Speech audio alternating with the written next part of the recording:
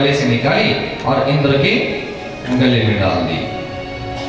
ऐरावत पर बैठे हुए इंद्र के गले में जैसी वो माला डाली, इंद्र के मन में एक बात आ गई, अरे दुर्वासा जी ने मेरा सम्मान किया, ये तो अच्छी बात है, लेकिन मेरे गले में ये हीरे मोतियों की मालाएं और उसके ऊपर ये जो पुष्पों की माला आ गई, उससे हीरे मोती की आभा क्षीण हो रही है, कम हो रही है। उल्टा विचार आ गया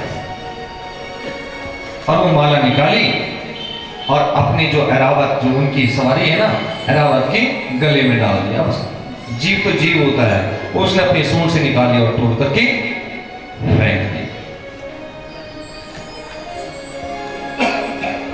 माताओं बहनों ध्यान देना, पुष्पेश वस्ति लक्ष्मी, पुष्प में लक्ष्मी जी का वास होता है।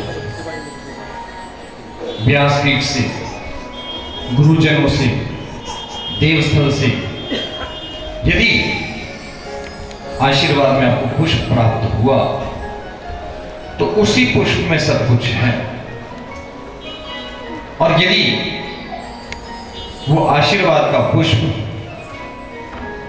भूमि पर गिर जाता है, किसी के चरणों में लगता है, तो समझ लेना कि उससे आपको बहुत बड़ा पाप लगता है, उससे पुण्य की बजाय पाप लगता है और श्री नष्ट होना प्रारंभ हो जाती है। इसलिए जब भी कहीं देवालय से, गुरुजनों से, व्यासपीठ से आपको पुष्प मिलता है, उसको बड़ी श्रद्धा से ग्रहण करके अपने घर में ले जाकर के पूजा स्थल पर रख दें, अपने लॉकर में रख दें, जहां भी रखेंगे ठाकुर जी स्वतः ही कृपा करेंगे। पुष्पेशु वस्ति लक्ष्मी, लक्ष्मी का वास। अब ऐरावत ने देखा, अरे महाराज जी, मेरे स्वामी ने क्या मेरे गले में डाल दिया। सूंड से उस माला को खींचा, तोड़ करके भूमि पर फेंक दिया। अब जो लोग थे वो उस माला के ऊपर चलने लग पड़े उस माला के ऊपर से। दुर्वासा जी की दृष्टि पड़ गई, अरे इंद्र, आपको अपने वैभव का ऐसा अभिमान, अपने वैभव का ऐसा अभिमान। अच्छा, दुर्वासा जी तो क्रोधमुनि है, गुस्सा आ गया। जाओ इंद्र, मैं तुम्हें श्राप देता हूं कि तीनों लोग श्रीहीन हो जाएंगे। श्री माने लक्ष्मी से हीन, ऐश्वर्य से हीन, समाप्त हो जाएगा सब कुछ। ऐसा श्राप दे दिया। और जैसे ही ऐसा श्राप दिया, राजा बलि ने अमरावती पर जो है आक्रमण कर दिया और तीनों लोगों को अपने अधीन कर दिया। अब इंद्रादि देवता तो दर भाग रहे हैं, अरे क्योंकि सारा ऐश्वर्य चला गया था। शास्त्र कहते हैं, दुखों की चोट खाई ना होती तो प्रभु तेरी याद आई ना होती। जब तक दुख नहीं आता तब तक भगवान कहाँ याद आते, तब तक तो हम कहते हैं अरे मैं ही हूं। मैं और मोर तोरते माया, यही बस कीनो जीवन गाया। मैं हूं, मैं कर सकता हूं, मेरे जैसा बलशाली कौन हो सकता है, मेरे जैसा धनवान कौन हो सकता है। लेकिन आज इंद्र को पता चल गया कि मुझसे बहुत बड़ी गलती हो गई। तब सभी देवता ब्रह्मा जी के साथ विष्णु भगवान के पास गए और वहां ब्रह्मा जी ने भगवान की स्तुति की है।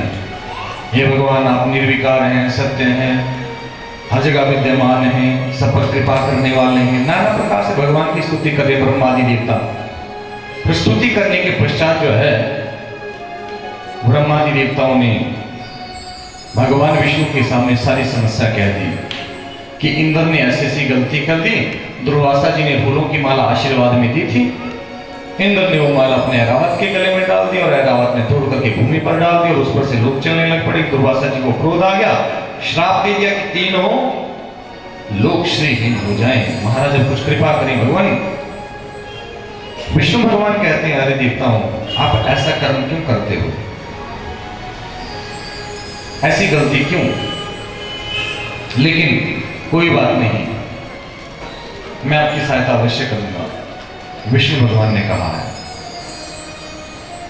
मैं आपकी सहायता अवश्य करूंगा। आप ऐसा कीजिए, दैत्यों के पास जाओ, क्योंकि तीनों लोगों पर दैत्यों का आधिपत्य हो गया। दैत्यों के पास जाओ और समुद्र मंथन का प्रस्ताव रखो कि हम समुद्र मंथन करना चाहते हैं और उसी से जो है आपको पुनः लक्ष्मी की प्राप्ति और अमृत की प्राप्ति होगी। तत्पश्चात सब प्रकार के घास, तिनके, लताएं, पत्र आदि सब ला करके क्षीर सागर में डाल देना, मंदराचल पर्वत की मथनी बनाना और वासुकी नाग की नेति मथनी होती है, वो जैसे दूध छोड़ने के लिए करते हैं ना पहले आप लोग, उस तरह से एक मथनी बना देना, दूसरी नेति जो धागा डोरी खींचने की होती, वासुकी नाग को डोरी बना करके आपने नीति बना करके समुद्र मंथन प्रारंभ कर देना। और देवताओं, जब भी तुमको मेरी सहायता की जरूरत होगी, विष्णु भगवान कह रहे हैं, तो मैं स्वतः ही तुम्हारी सहायता के लिए आ जाऊंगा। भगवान को प्रणाम किया सभी देवता दैत्यों के पास, दैत्यों के राजा बलि के पास चले जाते हैं कि प्रभु, हम आपके साथ एक संधि करने आए, एक समझौता करने आए कि क्या, कि यदि हम समुद्र मंथन करते हैं तो हमको अमृत की प्राप्ति होगी, अमृत मिलेगा तो देवता और दैत्य दोनों अमृत पी लेंगे, और अमृत पी लेंगे तो दोनों अमर हो जाएंगे, और अमर हो जाएंगे तो दोनों भाई लड़ते रहेंगे और मरते रहेंगे, मरेगा तो कोई है नहीं, अमृत पी करके हम सब हजार अमर हो जाएंगे। ऐसा प्रस्ताव है महाराज, कैसा है? बलि ने कहा प्रस्ताव तो बहुत अच्छा है, लेकिन करना क्या होगा? कि करना कुछ नहीं है महाराज, मंदराचल पर्वत को समुद्र के मध्य में स्थापित करना है, वासुकी नाग की नीति बनानी है, एक तरफ से देवता लग जाएंगे, एक तरफ से दैत्य लग जाएंगे, और उसमें जो औषधि इत्यादि डाली जाएगी, उससे जो जब मंथन करेंगे तो तब जाकर के हमको 14 रत्नों की प्राप्ति होगी, जिसमें एक अमृत है। ऐसा अमृत बलि को बात समझ में आ जाती है, समझौता पक्का, करारनामा पक्का हो गया। हाँ, कैसे क्या करना है? जाओ, मंदराचल पर्वत लाया गया, समुद्र में पहले पत्ते, लताएं इत्यादि लाकर के समुद्र में डाल दिए गए, क्षीर सागर में, और फिर मंदराचल पर्वत को समुद्र के अंदर स्थापित कर दिया गया, उसमें वासुकी नाग की नीति लगा दी गई। लेकिन जैसे क्षीर सागर में मंदराचल पर्वत को डाला गया, वो मंदराचल पर्वत जो है वो डूबने लग पड़ा। उस समय भगवान ने एक अवतार लिया, कच्छप अवतार, उस मंदराचल पर्वत को अपनी पीठ पर धारण कर लिया। कछुए की पीठ देखी आपने, जिस पर शस्त्र का क्या गोली का भी प्रहार नहीं होता, इतनी पक्की। भगवान ने कच्छप अवतार धारण करके आज उस मंदराचल को अपनी पीठ पर धारण कर लिया। अब लग गए, भगवान ने समझाया था कि अरे जब तुम समुद्र मंथन प्रारंभ करोगे देवताओं को, तो तुम वासुकी नाग के मुख की तरफ से लगना और दैत्यों को पृष्ठभाग से लगा देना, पूंछ की तरफ से लगा देना। ऐसा ही हुआ, देवता मुख की तरफ से लग गए, दैत्य पूंछ की तरफ से लग गए। दैत्यों ने देखा अरे बड़े वाला काम कर रहे हैं देवता, हमारे को तुच्छ समझ करके पीछे पूंछ की तरफ लगा दिया। देवताओं, हम समुद्र मंथन नहीं करेंगे। क्यों?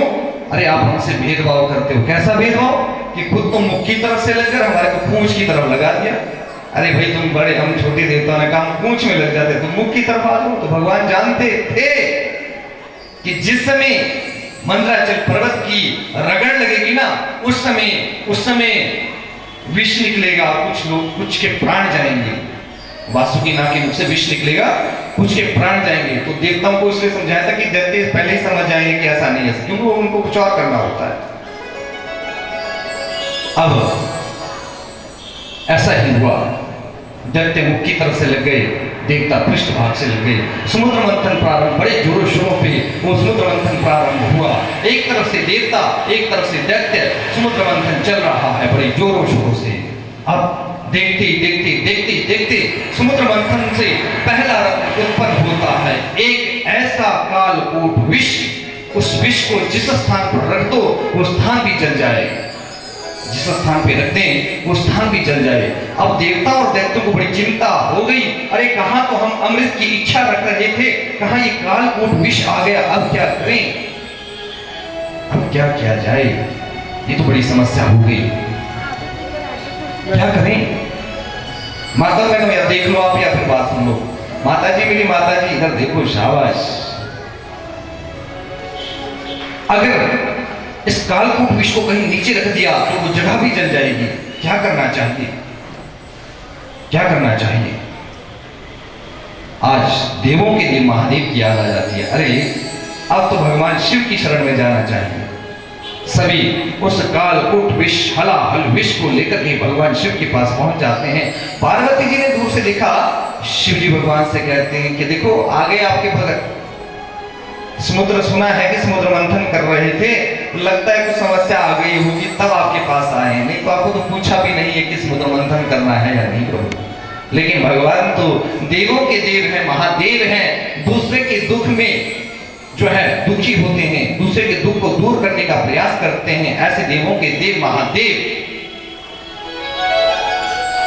देवता और दैत्य भगवान शिव के पास आते हैं कि प्रभु हमने समुद्र मंथन प्रारंभ किया था, सोचा था कि अमृत निकलेगा, लेकिन प्रभु अमृत तो नहीं निकला, उसमें से कालकूट नामक एक ऐसा विष निकला जिस स्थान पर रख दो वो जगह भी जल जाए। हे प्रभु अब संकट ये है कि अब क्या करें, आपके अलावा कोई दिख नहीं रहा है, प्रभु क्या करें आप बताएं।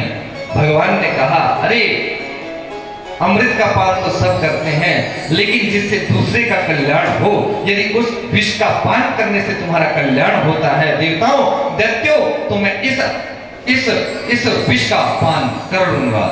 तुरंत ही भगवान शिव ने वो विष का पात्र अपने हाथ में लिया और उस विष का पान कर गए। हलाहल कालकूट विष को पान कर लिया और अपने कंठ में धारण कर लिया। आप कभी भी भगवान शिव की मूर्ति फोटो देखेंगे तो उनके कंठ पर एक नीला निशान है, नीलकंठ, और उनका नाम पड़ गया नीलकंठ महादेव। बोलिए नीलकंठ महादेव की, बोलिए नीलकंठ महादेव की, बोलिए नीलकंठ महादेव की। भगवान ने सोचा अरे देवताओं दैत्यों तुमने मुझे विष तो पिला दिया, ये जहर का जो प्याला तुमको मिला था तो पिला दिया, लेकिन अब तुम्हारी परीक्षा भी कर लेनी चाहिए कि तुम्हारा मेरे प्रति क्या भाव है। तुरंत ही भगवान शिव बेहोश हो जाते हैं और देवता अपने अनुसार भगवान शिव के ऊपर दूध से, जल से, पंचामृत से, अन्य प्रकार से देव सामग्री से, पत्र से, पुष्प से पूजा करते हैं। और दैत्य अरे हम भी क्यों पीछे रहे, जाके लाए, दैत्य तो पता ही क्या लाए होंगे। तो चलिए देवता और दैत्य भी भगवान शिव की पूजा कर रहे हैं, हम भी एक मानसिक पूजा भगवान शिव की करते हैं, क्योंकि जन कल्याणार्थ उन्होंने उस काल को विष का पान किया है। बोले शिव शंकर भगवान।